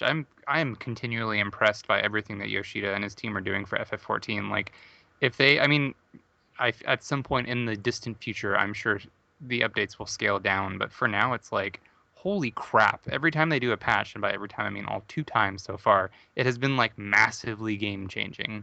Uh, as far as how much new content they're adding and how many systems they're tweaking and stuff, quality of life things especially. oh, Um, that's right. Yeah, they added glamours. You can like one of the issues people had was like everyone kind of looked the same at the end because of the best gear. Now there's like 50 million sets of endgame gear, and the glamours let you make any piece of gear look like any other piece of gear. Oh, you forgot to mention that in Diablo 3 too with the Mystic. I have a lot of Oh fun with yeah, that. oh, Yeah. yeah. that's So good. both of them have that system now. So what's really cool is both of those games now. Everybody like you see so many crazy looking people running around. Like I I saw a saw this. Captain America Crusader, which Oh, I was saw really him. funny. Yeah, that was really cool because they get a shield throw move too. Um, but like yeah, like I saw someone in 14 that was like it was a wizard, but she was wearing like a sundress. Yeah. Like just people like it's really cool the amount of variety and like kooky stuff people wear now because now they add gear to the game. Like they'll add a piece of body armor that has no stats just so you can glamour it. So like there's a lot of there's a lot of visual options now too Yeah, for tweaking your guy. I think it really fosters creativity, and I think that individuality is one of the most important things in an MMORPG because you're trying to improve your character and make your character stand out in some way. So, I mean, back in the days of Final Fantasy XI, where everybody was wearing a stupid optical hat and a scorpion harness, and they all look the same. Anybody who's played 11 knows exactly what I'm talking about. Or Optical hat was the like hideous, tall. I don't even know how to explain it. Like this pointy hat that was just butt ugly, and every melee class needed to wear it. So you'd be like a ninja wearing a huge felt hat, and it looked stupid. So now in Final Fantasy XIV, even if a new piece of gear is introduced that has good stats, but you don't like the way it looks or it clashes with the rest of your gear or whatever, just glamour it. Um, and there is, there is a little bit of restriction. Like you can only glamour it with stuff that your class could normally equip anyway. So like you're not going to see paladins running around in white mage robes. So that's cool. Um, but yeah, quality of life stuff. It's an awesome patch. I've gotten through most of the new content. The only stuff I haven't touched yet is the new Binding Coil of Bahamut stuff, which is like the hardest dungeon in the game. I mean, it's like insanely difficult. And I haven't tried a couple of the new extreme mode fights that they've added in for the primals. But great patch. Also, Yoshida recently said on the forums that they've decided for the next expansion that you will be able to fly. Like they're going to have flying mounts. I thought you just meant fly Dragon Ball Z style. I would have Yeah, of loved course. that. No, flying mounts, which is really cool. I guess they were trying to decide between making an underwater thing or a flying thing, and they said they're going to go with flying, and it kind of sounded like flying first, and then maybe in the future they'll have underwater stuff, which would be balls amazing. Um, yeah, Final Fantasy XIV rocks, and I'm really, really glad that more people are picking up on that because I feel like around the net, it's getting a warmer reception as more people try it. Because a lot of people are like, "Well, Final Fantasy XIV sucked when it came out, so why would I care now? Meh. It's an MMO." Oh, Meh. I agree with you, Derek. I think people are way more receptive to that right now. Because the latest MMORPG to hate on is the Elder Scrolls Online. So there you go. Oh Like, my gosh, dude, have you played that? no, I haven't. Like Brian is writing a review for it now, and like I've played it a bit with my friend. All right, the skill system is cool. Like, you have a lot of cool customization to that. Exploring is fun. This is from I've only played for like 4 or 5 hours, but like exploring is fun. Oh, did you buy it? No, I borrowed it from a friend. Oh, okay. Borrow? But Elder Scrolls Online? yeah, I just Oh, like installed his it. account. Yeah, I I see. used his account, and like, but the world is not very attractive looking. Like, there's not a whole lot of inspiration behind it. Like Skyrim doesn't look very cool. Like it doesn't look like it looks like sort of what would happen if you took Skyrim and tried like a PS2. Like it looks less ambitious, and the party content in the game is awful. Every time you have to interact with other players in that game, at least I don't know about the PvP, I haven't played that, but like partying up is horrible. Like the game is just less fun when you're with other people, and that's hilarious. Like, there's a good way to put it. I read some review, I can't remember what it was, that said the parts of the game that are Elder Scrolls are good. The parts of the game that are an MMO are bad. Hmm. It's I don't know. I mean, I imagine they'll support it, but it just Your comment about the game looking uninspired, though, like, we've all kind of talked about the Elder Scrolls being kind of totally generic fantasy in a lot of ways. I think Skyrim went a long way to rectifying that, having its own identity, even if it was just Vikings. But did you feel that way about Skyrim, that was also really generic? And if not, what can you elaborate a little bit on what's making Elder Scrolls Online feel generic? so Skyrim felt dense. Okay. Even if you felt like Skyrim was a generic Nordic snowy area, it was a well realized one that was pretty to look at and had sights to see that were memorable. And not that what I've played of TISO doesn't have anything memorable to see. It does, but the density is where it really feels less. Like it just sort of feels like everyone's dumped into an area. And it like there are so many things in it that break your immersion, and that's like the key of that series is immersion. So it's I don't know, it's not a bad game, but I'm like, why would I play this when I could play an actual Elder Scrolls? Because Elder Scrolls single player games get the experience better. Final Fantasy 14, in my opinion, gets the MMO aspects better. Hmm. So That's a shame. That's a real shame. Now, But you know what? They're already announcing adventure packs for it, which patches. So it's not to say it won't improve. It's just there's ground to cover. do you think that this is also maybe a little bit, yeah, I don't know how much is it like World of Warcraft, how much does it fit the typical stereotypical typical stereotypical Ma, MMO ma. mold, but like is this just we've reached a point of the MMO genre needs to do something new, or is it deeper than that? Like what do we think So here? peeps have been saying that for a while, and I said that until I played 14. Right. And that proved to me that there is life in this style of game. At least for me. Like I know some people who have played more MMOs than me might feel differently, and I can totally appreciate that because I would love to play a different style of MMO, which is why I'm excited about EverQuest Next because that looks really sort of avant-garde in that genre. So, I'm excited about that. But the problems, in my opinion, with TISO aren't that it hews too close to the MMO design. It's that it's sort of straddling this line between an MMO and an Elder Scrolls, and as a result, it's not really that great at either of them. Hmm. Final Fantasy 14 does not try to tell you it's something else. Like it's not peanut butter trying to tell you that it's like bananas. It's peanut butter. It's really good peanut butter, but it's the same peanut butter you might have had before. But it's got it's made with really great peanuts. It's delicious, and it's This constant, and they're constantly adding more peanut butter to the jar. So this analogy is hilarious to me. It I'm trying to really keep is. it going, but It no, keeps getting really, better. that's the thing is that Final Fantasy 14 follows a lot of tropes of the genre, but it executes very well on them, and it has tons of small quality of life things that make it feel like a good experience and make exploring feel rewarding and make exploring all these systems feel entertaining. And I'm not saying that TISO doesn't have any of that because again, I've played it a lot less than I played 14. So, people who've played it longer might think I'm crazy, but judging from what I've read and what I've seen and my friend who's played it more, they've kind of corroborated these things where it's sort of straddling that line and not doing either of them that well. Hmm. Like even no matter what you do with your skill set, you always still in TISO seem to fall into an archetype. Like you're either a tank, a DPS, or a healer. You have different styles. That like my friend is a broadsword wielding stealth character who runs around invisibly and then beats people to death with his giant claymore. So That it's not sounds that it's cool. it's not that it's not fun or like good, but the thing is the systems built around that don't seem to support an extended amount of play like that because once you get past the initial novelty of that you're like all right, well let me go do something with a party. Oh, this isn't really that good. Like playing it the whole time, the elephant in the room is I'm sitting here, I'm like, why would I run a dungeon in this when I could go do it in 14 and it's more fun even at level 15 the first dungeon. Mm. It's just it there's just for me there's some sort of spark missing to it. It just feels less creative. And you know it's interesting that I find myself saying that because again I had no interest in 14 before it came out, like right up until right before it was out. I was like, oh god, another archetypical MMO, I don't want to play that. But I gave it a shot and it's ended up becoming one of my favorite games ever. Like I mean I don't even know how many hours I have in 14 anymore, but I've been constantly subscribed since it came out and have not even considered unsubscribing. I stopped playing for a few weeks because I was busy with class and all that. But I came back last night and got addicted again. I was like weaving and making stuff for our guild house.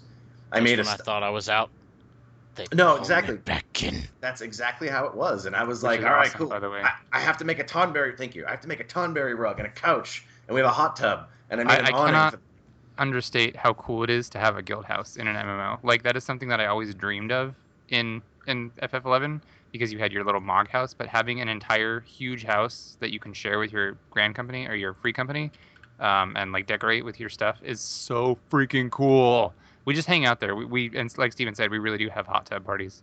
We have a hot tub in our house. And can Well, I get a hot tub?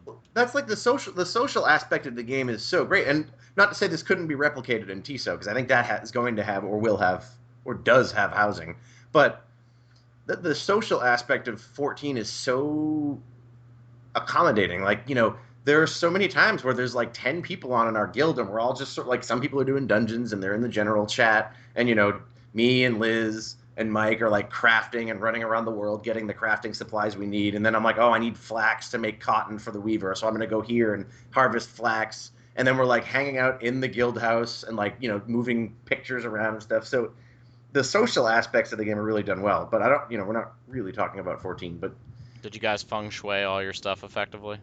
Well, we did until I accidentally. I don't know if I said this on the Yeah. podcast, Yeah. but Oh God. I was crafting today and I got really excited because I got my Weaver to 50, and so I started making stuff, and I made a chocobo flooring. I didn't realize once you put a flooring down, the other floor is destroyed. So I replaced our regular wood plank floor with a bright yellow floor full of chocobo footprints. It's it's absolutely hideous. It is. It is frightening. It is frightening. And it's funny because like There is no God while that is your floor. I I'm just sorry. I just have this screenshot of my character kind of looking at the floor dejectedly, and in the chat I'm like, oh god, you can't change floors. That's going to be a problem. Hey, I just got a request from a listener to shout at you, Rob. Fandango! That was from Al Hizzy. I have no idea what the meaning of that is, but Fandango? I don't get it. I don't know. There's something to be I said don't there. get it. Why? That's so Huh? weird. There's a What? loose Fandango in the theater. All right. My happiness is a golden poem. I don't get it.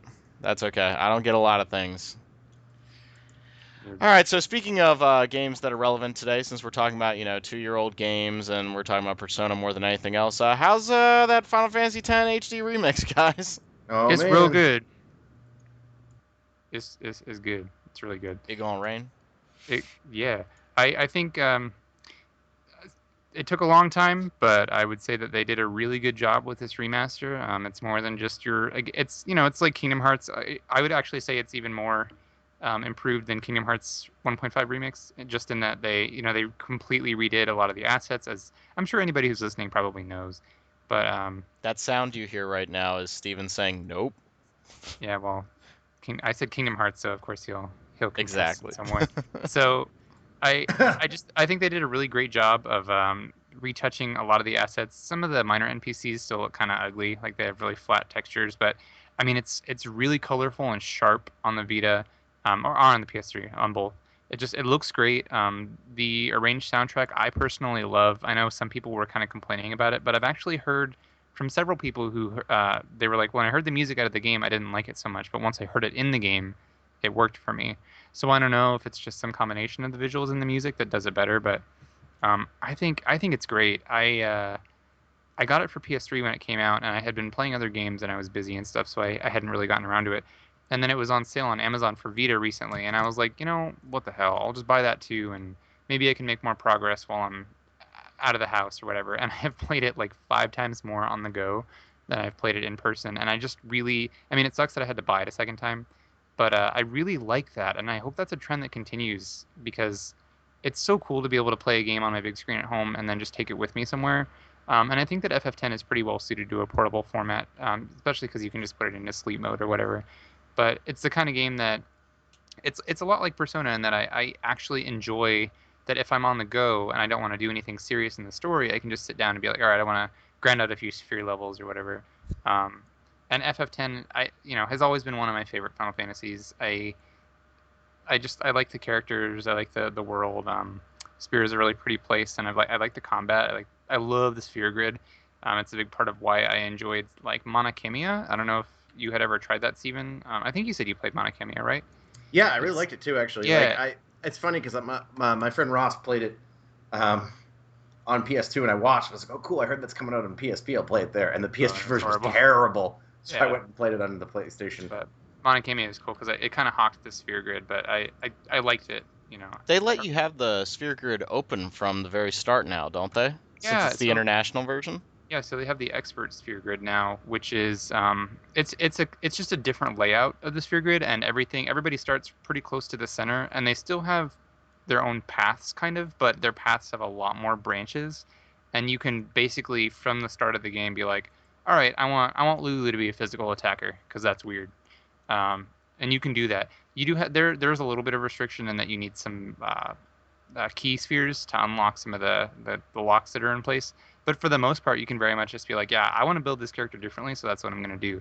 And that's something that I mean, I like the focused character progression of FF10. Don't get me wrong, but it's cool that on my second playthrough, or third or fourth, whatever playthrough this is, now I can do weird things, and I really appreciate that. Like, I would still probably recommend the regular sphere grid to people if it was their first time, but having the option to be kooky is super cool. Okay. Yeah. Also, so I want to put you guys on the spot.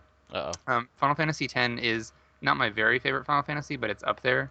Um, I want to know what you guys. If you ask me what my favorite Final Fantasy I is right want now, I'm gonna punch you I in the want your throat. top five. I want your top five. What? I don't think I Yep. have. I don't think I have five. Okay, give me your top three. Okay, so I'll start. My top three is it's really tough, but I'm gonna say FF6, followed by FF7, and then my number three spot is probably tied between FF12 and FF10. And I say tied because I wanted to mention FF10 since that's what we were talking about. But it's really close between 12 and 10 for my number three spot. All right, Rob, I want you to go next. No, no, no. Steven goes Fine. next. Steven, go next. From first to last, I would say 9 tactics, 14, 7, and 10. 9. I have to process all this. 9 tactics. 14. Well, I wasn't counting tactics because that would be.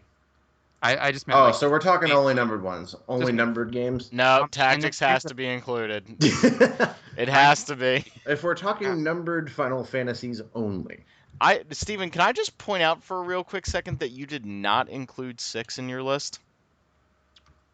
No, I didn't. But I mean, I love no 6. longer But friends. We are no know. longer friends. Here's the thing: I love 6, but I wouldn't rather play 6 than any of the other ones I just mentioned. I think you are a moron, and frankly, Ooh, and you are a non-person to me now. look what I just started. Well, actually not here, friends. I'm going to help you out now that tactics is removed. 9, 14, 7, 10, and 6. And I would tie. I would tie 10 and 6 because 6 has an infinitely better cast than 10, in my opinion, and a more interesting story. But 10 is way more fun to play. I actually. Rob is like having trouble composing himself. You are a war criminal to me right now. Like, we need Nuremberg trials for this. Oh my god. Final Fantasy VI. Did you just compare me picking Final Fantasy VI to atrocities committed by the Nazis in World War II? Yes, actually, I just did. Oh boy. We are going to earn us some friends on the message boards this week. Hey, I'd like to point out that I didn't make that comparison.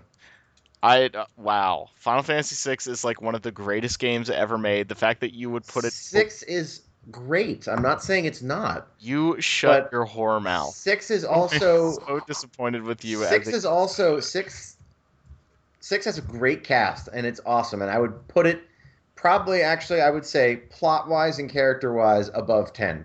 But I'd rather play 10. The battle system in 10 is better than 6. I didn't know that I had the potential to be such a fire starter. It must hurt to be so wrong. Like, I can only imagine what your brain must be doing right now. Everyone else is like, did he put an MMO in his list? And I'm like, yeah, he did. It's really good. Yeah, he did. 14 is one of the best Final Fantasies ever made. Which is funny, because it used to be one of the worst. I think it was bar none, like, the worst. I mean, even worse than 2. Redemption. I like 2. I know. Oh, God. And again, it's yeah, you weird. like 2. You are a What's it like to be wrong? Oh, my God. 2 was fun. Uh, We talk all the time about how developers need to not be afraid to make games that you can break. 2 is a game that you can break. Yeah, but you break it by smashing your own party in the face with a brick. That's hilarious. Yeah. I guess? That means whenever your mage is not doing anything for that turn, just have her beat herself in the face. Or himself in the face. Mine was a girl, but, you know, whoever you chose to make a mage. I'm so angry with you right now. We're not friends anymore. Anyway, Final Fantasy X HD. It's good. In case you were wondering if it is. Hey, wait, what are remaster. yours? You don't Damn get to worm out of I was you don't get hoping to worm out of this. I was hoping. Rob and Derek have to provide their list too. Are we not allowed to include? I already provided mine. Yeah. Derek provided his. Yeah, let's move on. Oh, Rob didn't. Oh, shut up. Wait a minute. Are we not allowed to include tactics? I mean, like, dude, it's my. We're just listing. We're just informally listing. Tactics.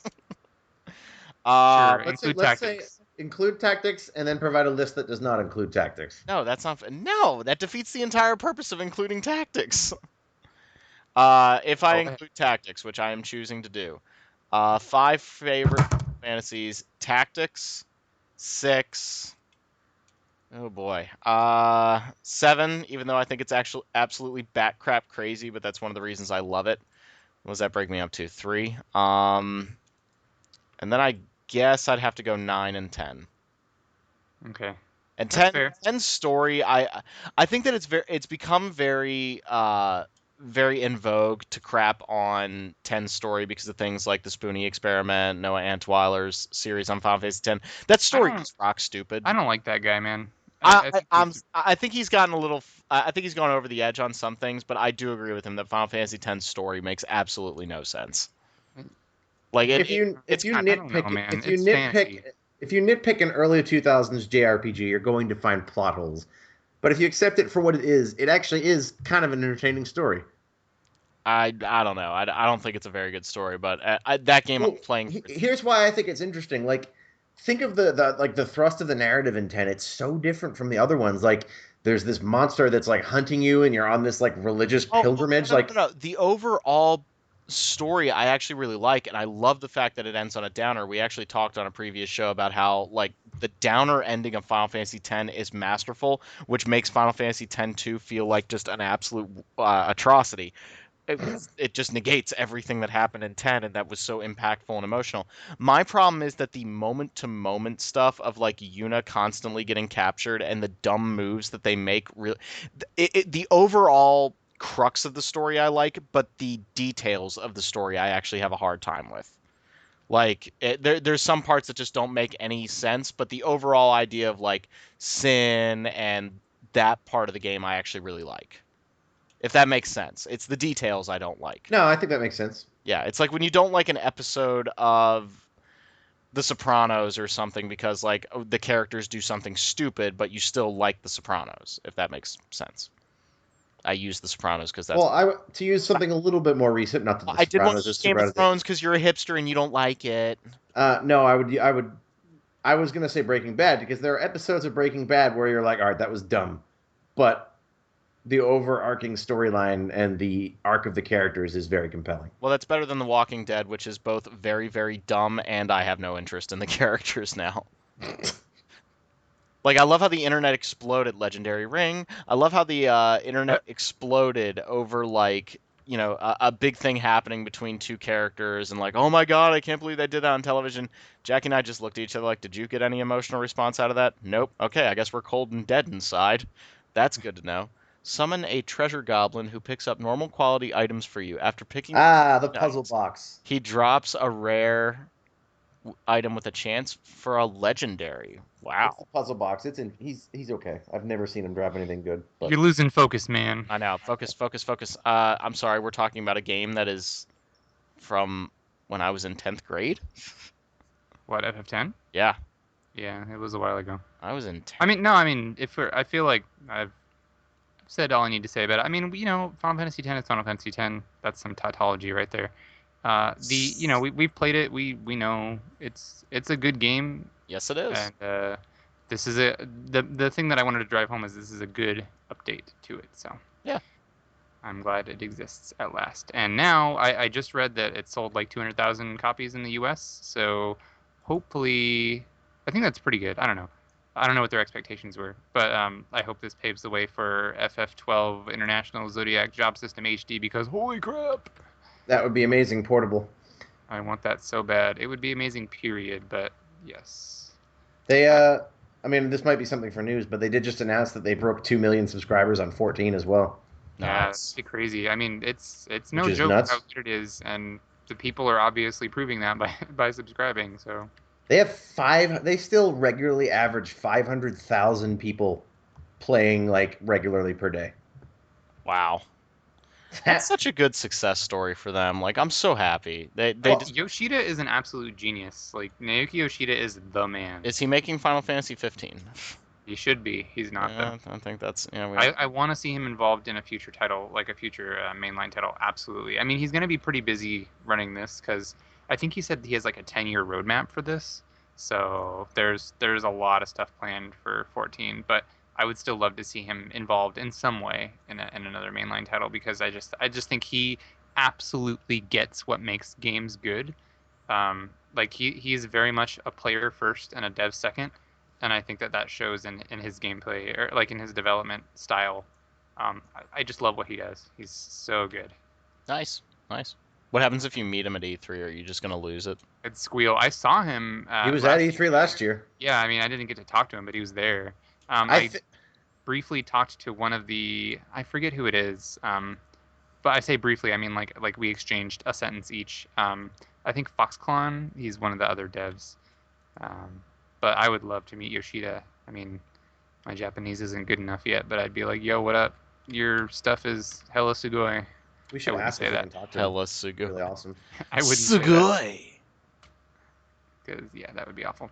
All right, are you guys prepared to move on to news? Yeah, can we talk about in MMO news, the World of Darkness MMO got canceled, and in other news, the sun came up this morning? I I don't don't even even know know what what you're that talking was. about. Yeah, Yeah, I don't even know what that is. yeah, that was the MMO that was in development by the EVE Online guys that had been in development for about 8 years Oh wow. and just got, yeah, canceled. Yikes. Okay. Yeah, that's a shame. I I didn't like know my what White else. Wolf RPGs. I'm a fan of.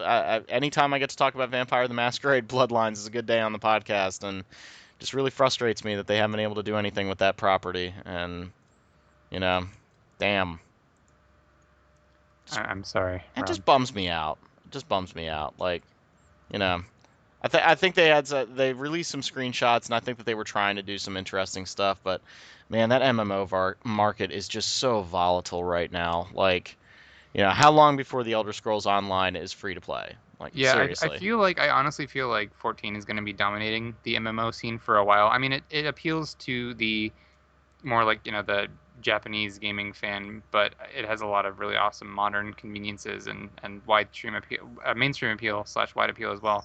But I feel like the main forces in the MMO market for a while to come are going to be FF14 and then whatever Blizzard does next. Yep. Yep. So anyway, other news. So I love me some Atelier. I guess I'll always just say both whenever I bring it up. They announced the next one at last. It's Atelier Shally, which makes me laugh. Oh my God. Are they Because just? Shutty. They've got to yeah, just be having fun with us at this point. probably. So this is the third and final title in the Dusk trilogy, meaning so the first one was Atelier Aisha, second one is Eska and Logi, and then the third one is Shally. So it's once again going to have two protagonists. This time they're both girls, and one of them they're both basically they both have names that can be shortened to Shally. There's like Charastella and Charlotte, so that's the meaning of the name, I guess.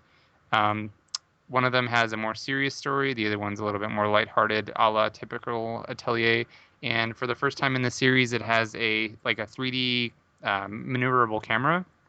So I forget what else you would call it, like what the actual term is for that. So you can actually like pan the camera around 360 degrees, which I think is really cool because in the past Atelier games have always had these fixed camera angles, which I don't have a problem with that, but I really like the world design of this one. So I appreciate that it's going to be a little bit more open for exploration. So it looks cool. We haven't missed an Atelier game in the last I don't know how many years, so I'm sure it'll come here eventually. Eska and Logi just came out here, so I would expect to see this come out in the U.S. next year around March-ish. So hopefully it does. It looks really good. Looks like it takes a lot of the stuff, like the best stuff from Meruru and Aisha, and throws it all together. Maruru. Maruru. I love Maruru. I think it's Maru- Marugamesh. I love Maruru. Marugamesh. Maruru. So Borderlands 2 was finally given a date for Vita. So that's going to be coming out on May 13th, and it's going to come in a bundle rather alongside the new version of the Vita.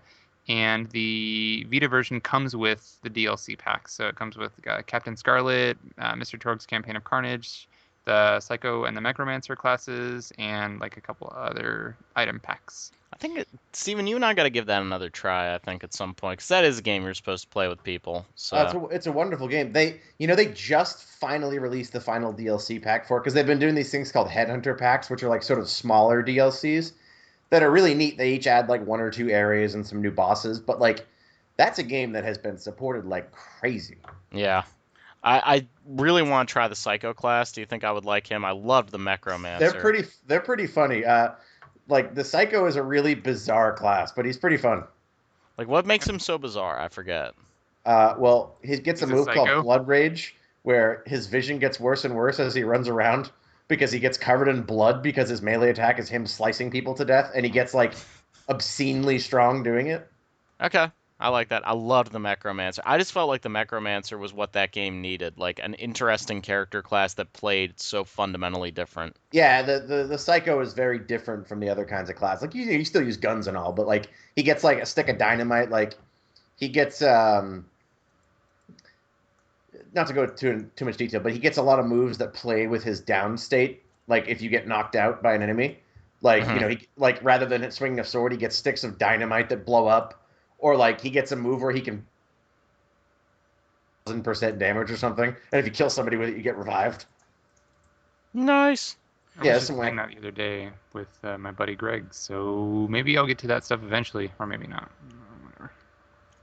you should join us. We Yes, should all play it. we should. It's fun. So beyond that, this is one that I feel like you guys are going to launch into a huge discussion about this one, but there were some things that Square Enix addressed.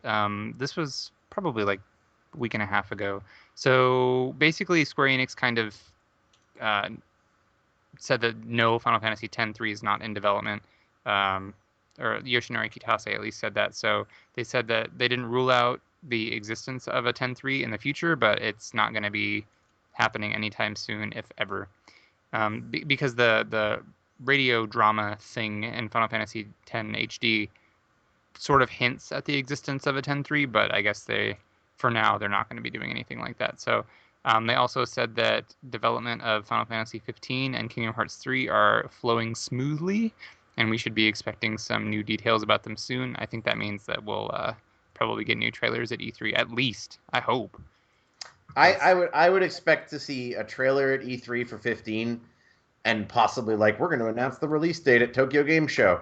Oh, Uh, sorry, Steven. It must be nice to live in your little fantasy land. I, There is I I no I way. personally still think that game is going to come out late this year in Japan. You're you are bat crap bonkers, my friend. I feel like I'm just harassing you today, but it must suck to be that wrong. Honestly, like there's no Hey, you way. know what? In your defense, whenever you've been wrong, the multiple times that you've been wrong, I've rubbed it in your face, so I would do the same thing. I'll say this. I think Final Fantasy 15 next summer.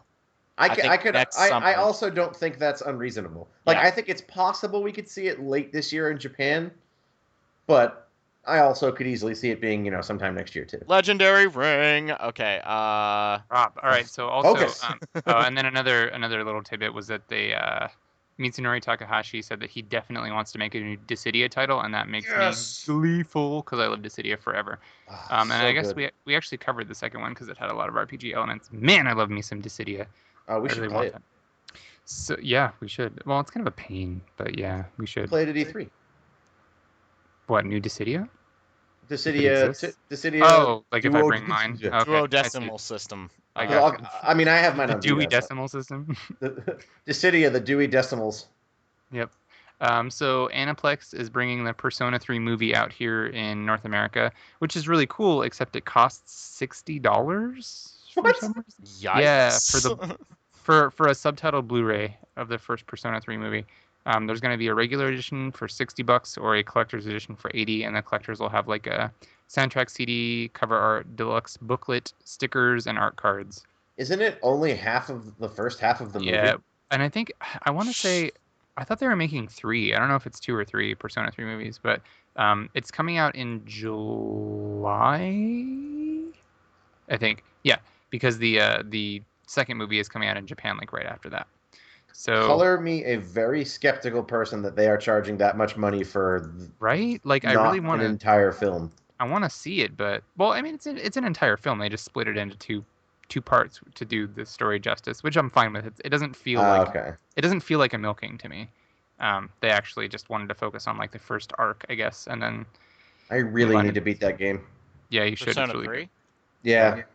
I never beat Persona 3. Like it just, I had to go to It graduate has a school. really good That's ending. that's That's what what I've happened. heard. Yeah. So anyway, so that's coming out here. I mean, I'm glad it's coming out here, but why $60? I don't know. Yeah, that's a little. Whatever. So there was a Famitsu article. I think it was the last Famitsu revealed a new RPG called Lost Dimension. That looks really It's cool. yeah, it's being developed by Furyu, who did like Unchained Blades among other things, and like I think Shining Force, one of the newer Shining Forces. I don't remember which. They Feather. were they were SMT4 developers too, weren't they? I don't know. I don't think so. It looks like SMT4, but I don't know if they were in on it. They might have been. I'm not sure. But oh, I see. Yeah, from the programmers of SMT4. So yeah, I'm really good at reading my news articles. So yeah, it's a new game coming out for Vita, PS3 and Vita rather. It's coming out in August in Japan. No US release announced, seeing as they just revealed it in Famitsu. But it's basically just like a Shin Megami Tensei 4-esque looking game. It has a very similar aesthetic. Characters in blue uniforms that are psychics slash telepaths, and they're going into dungeons and fighting monsters. I really don't know. There's not much information on it, but it looks pretty cool. They're exploring a structure called the Pillar, and they are confronting some threat of monsters. And there's a guy called the End, who is a mysterious man that welcomes the world's destruction. Quote. This is the So end. yeah, so I mean, it looks decently cool. We have a couple of screenshots in our news story if you want to check them out, but not much more info on that. And my final news story of the day is that Tales of Hearts R was confirmed for a North American localization, and I think European as well. But it's coming out in English basically. So that's pretty cool. It's coming out here this winter. Tales of Hearts R was the PlayStation Vita remake of Tales of Hearts, which was originally released on the original DS. The original release had two editions. It had an anime edition and a CG edition, and the only real differences were the cutscenes and like the character portraits. So this is, I mean, Hearts R is like I guess based on the anime edition because the CG looked weird. Yeah, I actually Ashton let me borrow it last E3, and I've actually finished it, and Oh, it's really? good. Yeah, I mean it suffers from the same thing we were talking about earlier, where the dungeons are kind of just like hallways, but the game itself is a lot of fun, and as a portable game, the production value is pretty great on it, and the Yeah. combat system is fantastic. So Yeah, I've heard actually some people complaining that Hearts R is worse than original Hearts, but I mean we're getting it, and I think I remember watching you play it last year, and I thought it looked really fun. Like the combat looks really fun, and the Hearts R has a bunch of new stuff, including like a completely new character. So I mean it yeah, looks cool. the More Tales games here, the better, really. and you know what it is. It's also too. It's a pretty high string JRPG on the Vita. So it's one more game to have on Vita, which is And I'm sure it'll be better than Conception. Ooh, shots fired. So Ouch. that's it. That's coming out later this year, and that is my last piece of news. All right, all right. So E3's coming, ladies and gentlemen. I mean, I E3 can't is wait. coming. Less than 2 months. I am excite. I'm beyond excited. I'm excited bike. Your excite bike? Yeah, Nobody. exactly. That needs to never happen again, Steven. Should never play Excite Bike then. Oy. So as always, we love it when you guys give us reviews on iTunes. I read some on the last podcast in a vain attempt to try to get some more people to give us reviews on iTunes, but it didn't happen. So darn. But we'd love to hear back from you guys. Make sure to post on the message boards. Make fun of us and all the times I made fun of Steve in this podcast. But it's gonna hurt when he's so wrong on all of his predictions. Should we start doing E3 predictions now? No. I feel like we should just start being crazy. We should just start being like, yeah, this is gonna happen, this is gonna happen, and this is gonna happen. All right. Persona 6 Dancing All Day announced for Nintendo DS original. I'd buy that. Final Fantasy 5 being remade for the KitchenAid blender. For the Xbox One with Kinect only controls. I loved the Blizzard what you calls it. Their April Fools are so good, and the one that they did where they had a credit card machine built into their free to play fighting game was just so awesome.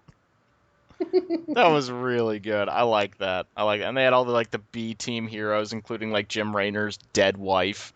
It's like they are just so funny. I really, really like that. Now, if only we could get that level of humor into their games. Oh boy. But It's not the humor that's the problem. It's the no, story. the storytelling that's the problem. So yeah, thanks again for listening to the podcast, and we will see you all later.